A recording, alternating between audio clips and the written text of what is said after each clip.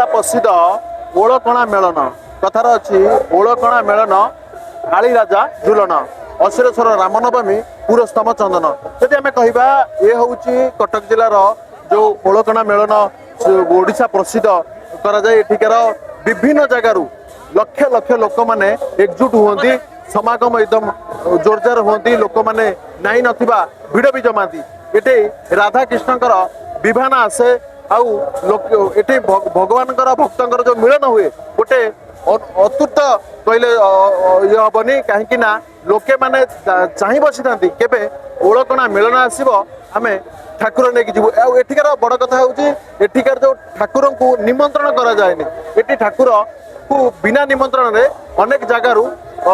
विभान आसे आपको भक्त मैंने देखापी अनेक खुशी भी करती कटक जिला महांगारू सुभाषिष बसंतराय कलिंग टीवी।